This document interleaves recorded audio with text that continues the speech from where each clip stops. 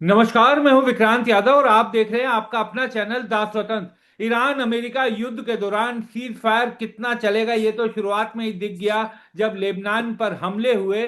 लेकिन इस बीच एक बड़ी खबर जिस पर हम ज्यादा विस्तार से बात नहीं कर पाए थे, लेकिन आपके लिए वो जानना बहुत जरूरी है क्योंकि चाइना, उसका इस युद्ध में बहुत बड़ी भूमिका रही है। ईरान ने हमेशा चाइना के शिप भी निकाले, चाइना के साथ उसके संबंध भी बहुत शानदार रहे। और इस बीच चाइना ने अपनी गोल्ड की खरीदारी लगातार उसी रफ्तार में जारी रखी जैसी युद्ध से पहले थी। यानी युद्ध के दौरान भी चीन लगातार सोना खरीदता रहा और मार्च के अंत तक चीन का गोल्ड रिजर्व बढ़कर 74.38 मिलियन ट्राई ऑन्स हो गया है। यह एक महत्वपूर्ण डेवलपमेंट है। चीन लगातार 17 महीने से जो गोल्ड खरीदने की उसकी दौड़ शुरू हुई थी वो लगातार जारी है और युद्ध के दौरान भी उसने अपना गोल्ड खरीदा। हमारे साथ इस पर चर्चा करने के लिए वित्तीय विश्लेषक डॉक्टर शरद कोहली जी हैं। शरद सर, बहुत बहुत स्वागत है आपका द स्वतंत्र पर। नमस्कार विक्रांत, आपको और स्वतंत्र के सभी व्यूअर्स, फॉलोअर्स, सब्सक्राइबर्स को मेरा अभिनंदन। सर, ये जो चीन खरीदारी कर रहा है इसको केवल खरीदारी के तौर पर देखें या इसके पीछे चीन की कोई बड़ी रणनीति भी नजर आती है, क्योंकि चीन बिना सोचे समझे तो कोई काम करता नहीं है। चीन की बड़ी स्पष्ट रणनीति नजर आती है विक्रांत। वो ये है कि 1971 से पहले हाँ। गोल्ड स्टैंडर्ड हुआ करता था। हम्म। गोल्ड स्टैंडर्ड का मतलब किसी भी देश की जो करेंसी है उसकी स्ट्रेंथ इस बात से जानी जाती थी कि उस देश के पास सोना कितना है, सोने का भंडार कितना है। 1971 में रिचर्ड निक्सन साहब प्रेसिडेंट बने अमेरिका के। उन्होंने उन्होंने गोल्ड स्टैंडर्ड खत्म करके डॉलर का वर्चस्व स्थापित कर दिया। और डॉलर आप आज तक वो चले आ रहा है, लगभग 29 और 26, आप लगा लीजिए 55 साल से भी ज्यादा हो चुके हैं। ये सिलसिला तब से चला आ रहा है। तो चाइना को अब लग रहा है कि डोनाल्ड ट्रंप साहब जो हरकतें कर रहे हैं, डोनाल्ड ट्रंप की जो हरकतें हैं, पहले टैरिफ से लेके अब युद्ध से लेके, और एज एन अर्थशास्त्री आपको सच पूछो तो मुझे भी शुरू से नजर आ रहा है, मैंने कई प्लेटफॉर्म्स पे इस बात को बोला भी है कि यूएस का जो डॉलर जो है वो उन डॉलर के लिए बहुत बड़ा ट्रिगर का काम करता है, बहुत बड़े रुतबे का काम करता है, बहुत बड़े ये कहूं कि उसकी सुप्रीमेसी का काम करता है, बहुत बड़े उसके लिए दादागिरी का काम करता है, क्योंकि 60-70% दुनिया का व्यापार डॉलर में किया जाता है। तो इसलिए इसलिए उसको डॉलर का घमंड भी बहुत है। आपने देखा होगा ट्रंप साहब डॉलर को लेके बड़ी डींगे हाँकते हैं कई दफे। और जैसे ही डॉलर पे कहीं भी बात आती है, ब्रिक्स करेंसी की बात आती है, तो एकदम से बौखला भी जाते हैं। परंतु हकीकत यह है कि ट्रंप साहब की हरकतों की वजह से इस समय अमेरिका का डॉलर, ये तो अभी युद्ध चल रहा है तो आपको डॉलर थोड़ा उठता हुआ दिखाई दे रहा है क्योंकि डॉलर की डिमांड बढ़ रही है, पर डॉलर का वर्चस्व मुझे लगता है आने वाले समय में, और ये आने वाला समय बहुत ज्यादा दूर नहीं है, ये समाप्त होने वाला है। ऐसा कहा जाता है 5 से 10 साल में, पर मुझे लग रहा है कि और जल्दी समाप्त हो जाएगा। डोनाल्ड ट्रंप साहब ऐसे ही चलते रहे तो डॉलर का दबदबा खत्म होगा। अब अगर डॉलर दुनिया से कमजोर हो जाता है या डॉलर की मान्यता कम हो जाती है, अगर मैं इस तरीके से कहूं, तो ऐसे में कोई एक करेंसी चाहिए। मेरी आवाज आ रही है विक्रांत? जी बिल्कुल आ रही है सर, बिल्कुल आ रही है। कोई कोई कोई एक ऐसी मेजर ऑफ वैल्यू चाहिए जो कि डॉलर की जगह ले सके। हाँ। और डॉलर का जैसे डॉलर एक मापदंड है दो देशों के बीच में व्यापार करने का, ऐसी बन सके, वो है सोना। हाँ। क्योंकि सोना सारी दुनिया में एक्सेप्ट किया जाता है। जैसे आलू टमाटर आपको सारी दुनिया में मिलते हैं, ऐसे ही सोना भी आपको पूरी दुनिया में, जब आप जाएंगे दुनिया सफर करेंगे तो आपको लगेगा कि हाँ। सोने की सब जगह स्वीकारता भी है, मान्यता भी है। हम्म। तो चीन को इस बात का पता है, और चीन ने पीछे जब अमेरिका के राष्ट्रपति डोनाल्ड ट्रंप और शी जिनपिंग की मीटिंग हुई थी पिछले अक्टूबर में, तो जब इनको उन्होंने रेयर अर्थ मिनरल्स भेजने बंद कर दिए थे, तो इन्होंने अपनी एक शर्त रखी थी कि हमारे युआन को आप सोने की वैल्यू से निर्धारित कर दो, हम उसको डॉलर से निर्धारित नहीं रखना चाहते हैं। आपको पता है जी। ज्यादातर करेंसीज डॉलर से मापी जाती है, डॉलर हाँ। इंडेक्स भी है, इसका हम समय समय पर सोने की कीमतों के लिए बात करते रहते हैं। तो उसका बेस जो है वो डॉलर है। तो चाइना नहीं चाहता कि डॉलर बेस बने सब करेंसीज का, और खासकर उनकी अपनी करेंसी युआन का। हाँ। तो इसलिए वो चाहता है कि सोना इसका बेस बने, यानी कि हमारे पास जितना सोना है हाँ। उसके आधार पर हमारी करेंसी की मजबूती हो। तो यहीं से ये थॉट निकल के आ रहा है। उसको ये मालूम है कि डॉलर का वर्चस्व खत्म होने वाला है, और वो सोना इकट्ठा लगातार कर रहा है। अब इसमें हैरानी की बात यह है कि सोने की उनकी वैल्यू भले भले गिर गई, हाँ 342 के करीब आ गई, जो हाँ पहले 370 380 पहुंच गई थी। हाँ परंतु वो कीमत गिरने की वजह से हुई, क्योंकि वो उस टाइम हमने कीमत ली थी सोने की $5600, हाँ $5400, $5500। अब क्योंकि सोने की कीमत गिर के $4600 $4700 आ गई है, तो उसकी उसकी भले ही वैल्यू गिरी है पर वॉल्यूम नहीं गिरी है। हाँ वॉल्यूम लगातार चाइना जो है उसकी इकट्ठी करते जा रहा है। और देखिए, मैंने तो आपको याद होगा, आपके पिछले वीडियो में भी मैंने यही बोला था कि 1000 टन चाइना ने हाँ सोना कंज्यूम किया है, जिसमें से 504 टन के करीब जो है घरेलू हाउस होल्ड्स ने कंज्यूम किया है। तो इस प्रकार से चाइना के लोग और चाइना की सरकार सोने को इकट्ठा कर रही है। ये इस बात का सूचक है कि चाइना को कुछ ऐसा दिखाई दे रहा है, जो कि क्षमा कहूंगा, मैं अपना नाम कभी लेता नहीं हूं, हाँ जो मुझे दिखाई दे रहा है कि डॉलर का सत्यानाश होने वाला है आने के समय में। और अगर डॉलर खत्म हो गया यहां से विक्रांत, तो हाँ आपको सोना बेस बन जाएगा, और सोना बेस बन गया तो आप समझ सकते हैं सोने की कीमत कहां उठ के जाएगी। जिस देश के पास जितना सोना होगा, उसकी करेंसी उतनी ही ज्यादा स्ट्रांग मानी जाएगी। ये आगे के लिए हमें ध्यान रखना है कि आर्थिक तौर पर वो देश मजबूत माना जाएगा। तो अगर चीन जैसा देश सोना इस प्रकार से इकट्ठा कर रहा है, हाँ तो उसको कुछ दिखाई दे रहा है। मुझे साफ साफ दिखाई दे रहा है कि सोना आगे आज से 2 से 5 साल में कहां जाता दिख रहा है।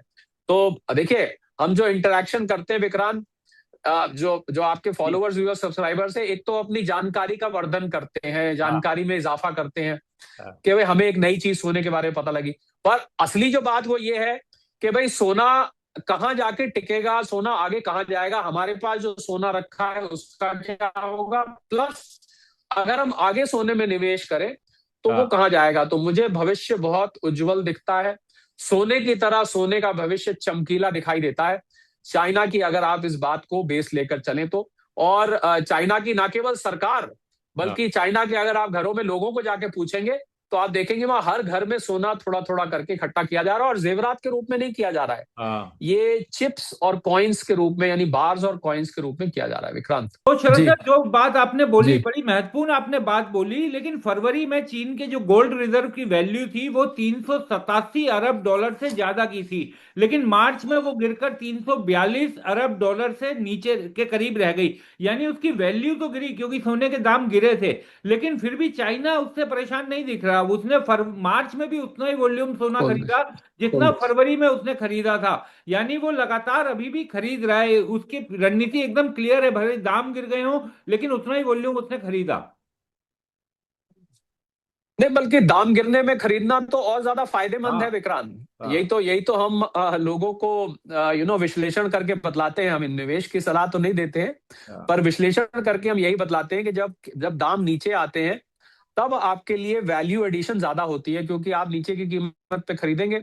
मान लीजिए आपने 1.5 लाख पे खरीदा और कल को 2 लाख गया, हाँ तो आपको 50,000 का मुनाफा। यही आपने अगर 1,80,000 पे खरीदा तो आपको 20,000 का मुनाफा। ये तो हाँ बड़ी सीधी सीधी निवेश की मैथमेटिक्स है। तो हाँ मुझे लग रहा है कि चाइना को ये बात समझ में आ गई है, और चाइना इसको लंबे वक्त के लिए, 5 से 10 साल के लिए इसको लेके रख रहा है।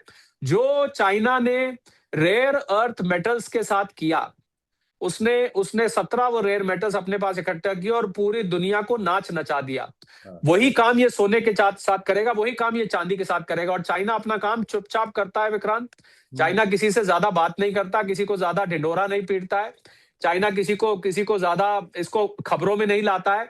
ये चुपचाप काम होता है। जो काम चुपचाप किया जाता है ना विक्रांत, हाँ उस काम की ज्यादा वैल्यू होती है। जिसका ज्यादा ढिंढोरा पीटा जाए ना, वो फिर उसकी वैल्यू खत्म हो जाती है। तो बिल्कुल। ये दुनिया को बाद में समझ में आएगा कि चाइना का ये मूव उस चाइना को कहां लेके जा रहा है। मुझे लग रहा है अमेरिका को चाइना अ, पीछे छोड़ने वाला है। और आप देखें तो कुछ मामलों में चाइना ने अमेरिका को पीछे छोड़ भी दिया है।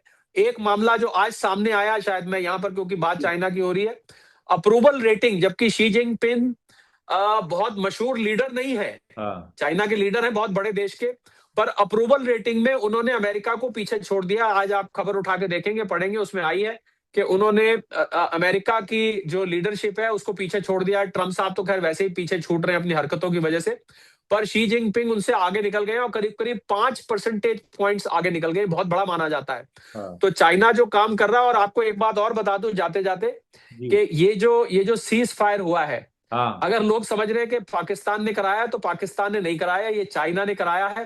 न्यूयॉर्क टाइम्स का आर्टिकल है, पूरा मैंने पढ़ा है। हाँ उसने पाकिस्तान को सिर्फ मोहरा बनाया है आगे। हाँ पाकिस्तान को कहा गया कि तुम ये काम करो अपने थ्रू। चाइना ने पीछे से काम जो है वो चाइना ने किया है। चाइना आगे नहीं आना चाहता है इस मामले में, और चाइना अपने आप को पीछे रखना चाहता है।